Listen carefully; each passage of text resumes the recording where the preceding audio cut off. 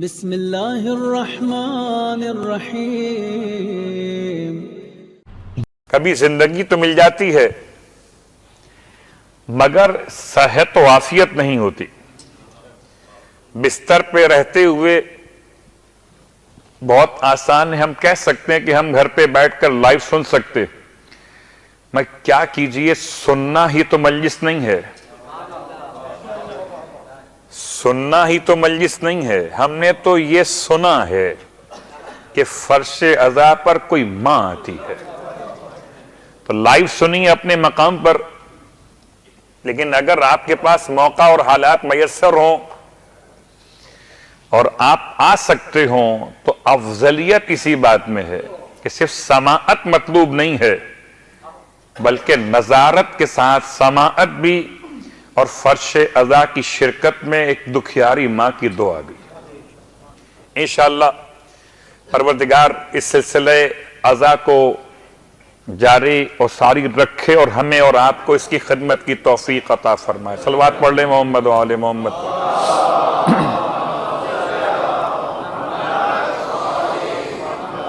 اور میں تو آپ سے پہلے بھی عرض کر چکا تھا کہ جب کبھی اپنے رزق میں برکت کی دعا مانگنا چاہیں، پہلے جس شہر میں رہتے ہوں، جس ملک میں رہتے ہوں، وہاں کے لیے برکت کی دعا مانگیں۔ اگر اس مملکت میں رزق میں برکت رہے گی تو آپ کے لیے رزق میں آسانیاں پیدا ہوں گی۔ حضرت ابراہیم علیہ السلام نے مکہ المکرمہ کے رہنے والوں کے لیے خدا کی بارگاہ میں دعا مانگی تھی کہ پروردگار مکے والوں کو ثمرات عطا فرما دے، ان پر رزق کی برکتیں اور رحمتیں نازل فرما دے۔ تو جیسے جناب ابراہیم علیہ السلام نے مکے والوں کے حق میں دعا مانگی تاکہ مکہ آباد رہے، فرش عزا آباد رہے، شارجہ آباد رہے۔ صلوات پڑھیں محمد و آل محمد۔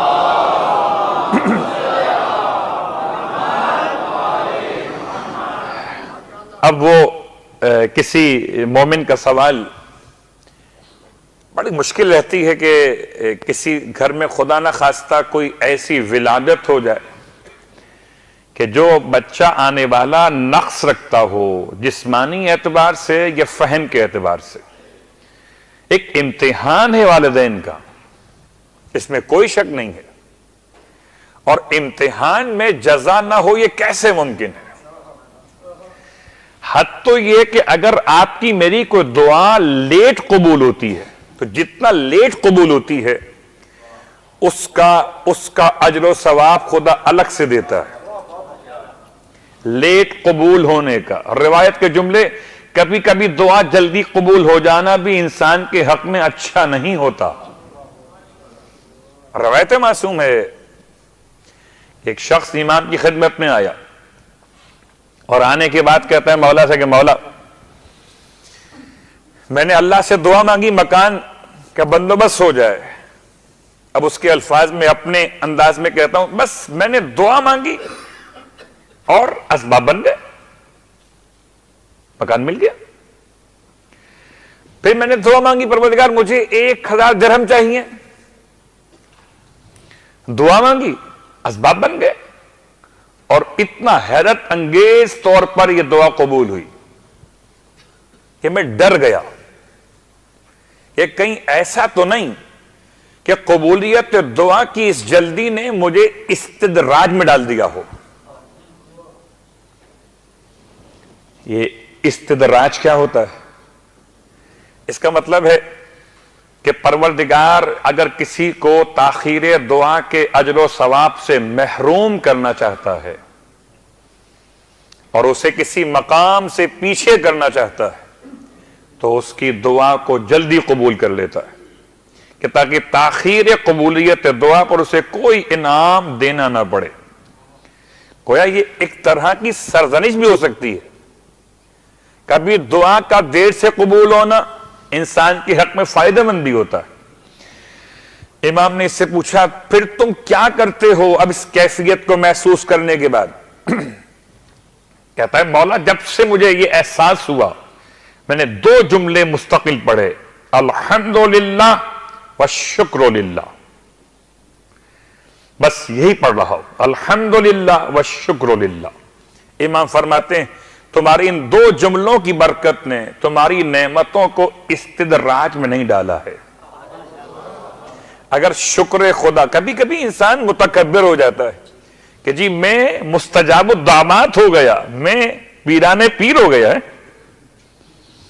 ادھر اشارہ کرتا ہوں دعا قبول ہو جاتی ہے۔ نہیں، اگر انسان اس کیفیت میں الحمدللہ والشکر للہ کی مزاج کو اپنے اندر مخصوص کر لے تو خدا اس کو وہاں کے اجر سے بھی محروم نہیں۔ صلوات پڑھے محمد و آل محمد۔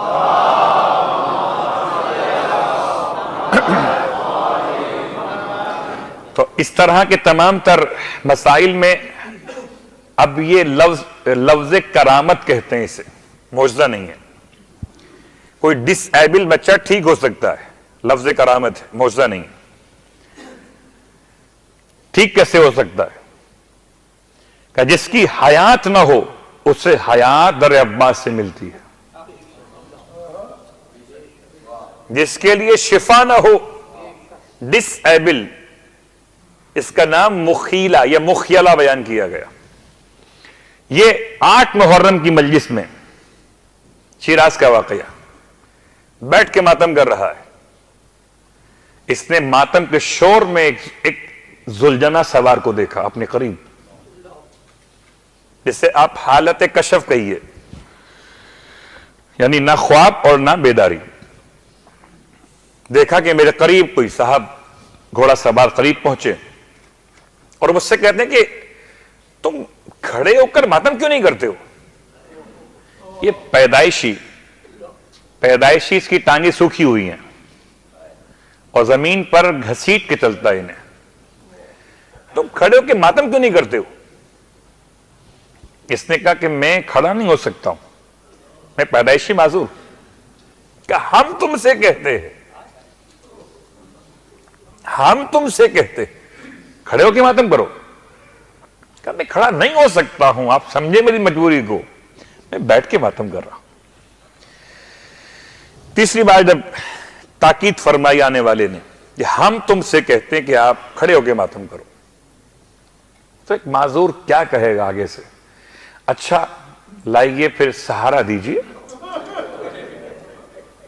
تاکہ میں کھڑے ہونے کی کوشش کروں۔ تو اس نے کہا کہ لائیے اپنے ہاتھ بڑھائیے، اور جب ہاتھوں کا نام آیا تو آنے والی شخصیت نے ارشاد فرمایا ہاتھ تو کربلا میں کٹ گئے تھے، ایسا کر ہمارے گھوڑے کی رکاب تھام لے۔ کہتے میں نے گھوڑے کی رکاب کو تھاما اور اسی کیفیت میں وہ گھوڑا، وہ سوار شخصیت ایک قدم آگے بڑھاتے گھوڑے کو اور میں اٹھ کے کھڑا ہو گیا۔ تو زندگی میں کبھی کھڑا ہونے کا تصور نہ تھا۔ اللہ اکبر۔ تو دعا اور وسیلہ ڈس ایبل بچوں کے لیے کسی وقت بھی ممکن ہے، کسی وقت بھی مایوس مت ہو جائیے گا کہ ہر مرض کی دوا ممکن ہے اگر وسیلہ انسان خلوص کے ساتھ اختیار کرے، اور جب تک شفا نہیں مل رہی تب تک اس کے نامہ اعمال میں والدین کے ان بچوں کی خدمت کا ثواب اتنا زیادہ لکھا جا رہا ہے کہ انہیں تصور بھی نہیں ہے کہ انہیں آخرت میں کیا ملنے والا ہے۔